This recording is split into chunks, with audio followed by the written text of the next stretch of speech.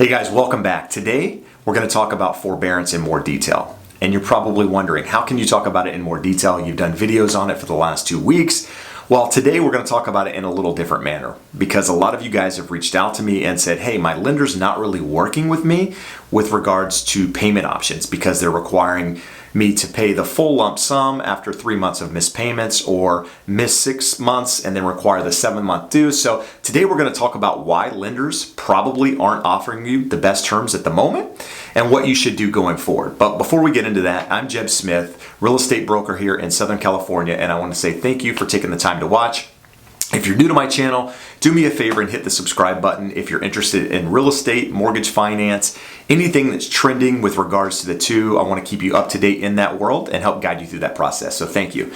So let's take a minute and talk about forbearance. I know I've done videos on this and I'm sorry for reiterating and repeating myself, but forbearance is the process of basically delaying your mortgage payments. You're deferring them to a later time at which point you can pay them, right? And so the idea is that you're deferring them long enough to a position where you have the money to make those payments. And so what everybody's hearing online and from the media and what have you is that the government is allowing you to miss your payments for up to a year and just tack them on to the mortgage balance, at which point you can make the payments at the end of your loan. So you'll just miss your payments now, and then at which point you can continue making the payments, whatever that term is. You'll just start making your mortgage payments, and then the life of your loan will just be added to, if you will. So if your loan was 30 years and you miss 3 months of mortgage payments, your loan becomes 30 years and 3 months.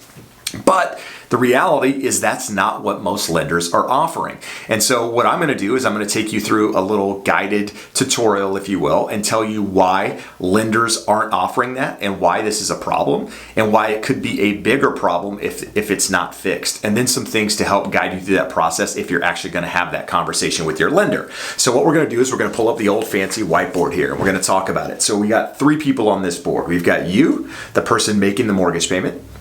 You've got the lender or the servicer, the person that you're making the payment to, and then you've got the investor, right? And nobody's talking about this person over here, right? Everybody thinks when they make their mortgage payment, this is the person making the money, when in most cases it's not. So what happens is every month you make your mortgage payment, you make it to the lender, right? That lender has to then turn around and pay the investor, the person that bought that mortgage-backed security on Wall Street. So, just because the lender, the person you're paying, is receiving your money doesn't mean that's the person that is actually the investor on the loan. In most cases, the person you're paying doesn't actually own the loan, they just service that loan. And so they are entitled to pay that investor. Now, what happens with the forbearance process is your lender allows you to, say, miss 3 months of payments. So we're going to draw 3 months of payments that you're allowed to miss. So even though your lender is saying, hey, you don't have to make these 3 months of payments, this lender still has to pay this investor those 3 months. So this person right here isn't getting any money from you, but yet they're still required to pay out. And that is a problem because what happens is, these lenders aren't incentivized to want to work with you, the consumer, because they've got money they're going to pay out. They're also going to be in a bad financial position if you don't pay and they're required to pay out. So that's where there's a big problem with this whole process is that, the government is telling the investors, hey, look, allow these people to defer, but, we're not going to do anything to help you at the moment. And that's why most lenders are giving you the worst terms that they can at the moment because they're not incentivized to want to work with you because the government isn't helping them. And so in my opinion, if the government doesn't step in and help these lenders, at some point in the future, this is going to be a bigger problem because what's going to happen is, you're going to have, bigger banks foreclose. You're going to have bigger banks go under. You're going to have big problems if, the government, Congress, whoever it is doing stimulus doesn't step in and actually help the lenders out with this process. But with that being said, the lenders are required to help you.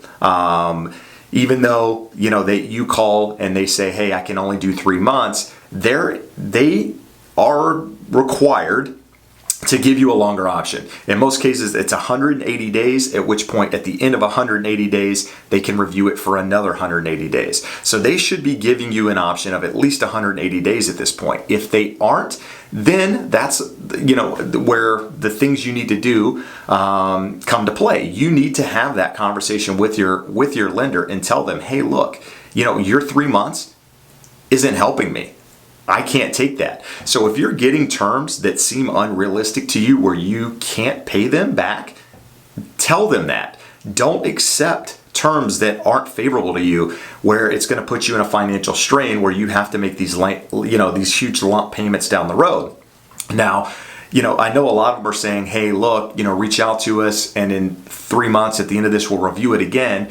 Well, that's all fine and dandy as long as they actually do that. But you can't take what somebody's saying on the phone to be true 100% of the time. So you need to make sure that you get the best terms that you could possibly can at this time so that you're not putting yourself in a position where you could have financial issues down the road.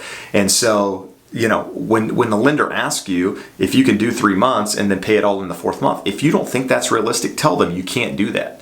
And then at which point tell them that, hey, look, the options you're giving me don't help me. Make sure you're going over that with them because again, they're on pre-recorded lines and they're recording these conversations and you want to make sure that you're letting them know the truth so that you're not setting yourself up for a bad position down the road where you can't make these payments and you can't, because the payments aren't going to go away. You got to get a payment plan that allows you to repay the payments, even if there are some effects on your credit or what have you, so you don't put yourself in a position where you're going to lose your house. So that's why, you guys are reaching out to me and saying, hey, look, the lenders are no help. You've got to make sure, if you're not talking to the right person, ask to speak to a manager, ask to speak to somebody that has the authority to make the decisions. Because let's be honest, a lot of the people answering the phones are just told what to say. They don't truly know the law. They don't truly know what they should be offering.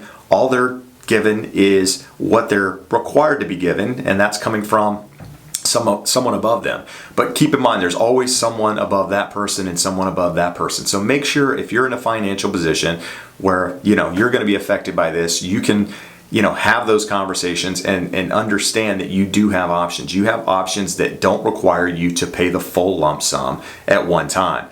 So again, I'll continue to do videos on this as more information comes out, but I want to help you understand this process and why most lenders aren't giving you the best option at the moment. Because they don't have to, as I mentioned, and they're not incentivized to do so until there's some incentive from the government to say, hey, look, we're going to cover any of these missed payments to the investors, or the investors say, hey, look, you don't have to pay us right now. You can pay us later when your payments come in, which again, that's not going to happen. Then this isn't going to change. So make sure you're having that conversation with your lender. And as I get updated information on the process, on stimulus, I'll be sure to share it with you. But as always, I appreciate you taking the time to watch, and we'll see you again soon. Have an awesome day. Bye-bye.